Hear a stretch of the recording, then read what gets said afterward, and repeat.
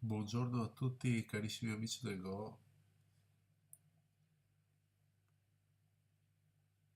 Allora, scusate se sono un po' impacciato, ma sto facendo un esperimento, è la primissima volta che trasmetto live su YouTube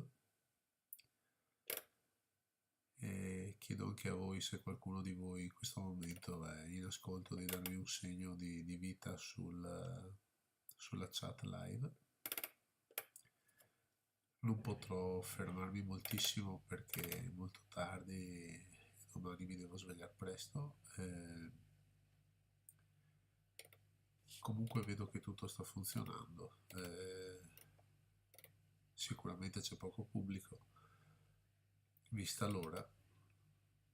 Comunque quello che ho architettato è appunto una piccola finestra dove io potrò darvi qualche consiglio. Mi baserò sulla chat di voi partecipanti per leggere le vostre domande e sulla parte sinistra dello schermo potete vedere appunto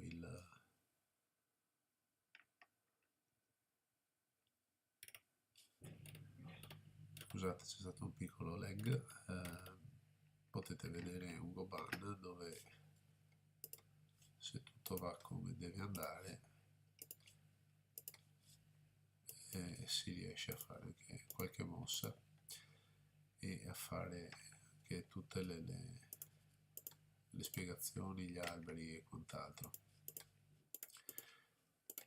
C'è molto lag, c'è molta latenza, per cui ho calcolato che ci sono circa 30 secondi di ritardo rispetto a cioè, quello che vedete voi è stato detto 30 secondi fa da me, per cui se mi fate una domanda c'è anche questo tempo tecnico da aspettare, insomma.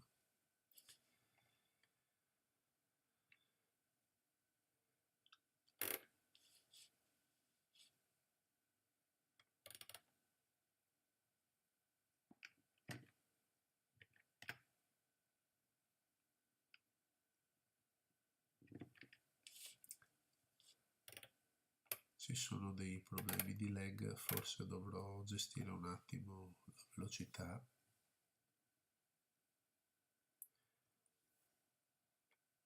Questo appunto è un piccolo esperimento, io veramente vi ringrazio per chi eventualmente è rimasto in attesa di questo video dal vivo, ma purtroppo era solo un test e cercherò di organizzarmi meglio e di studiarmi meglio la situazione per il prossimo futuro.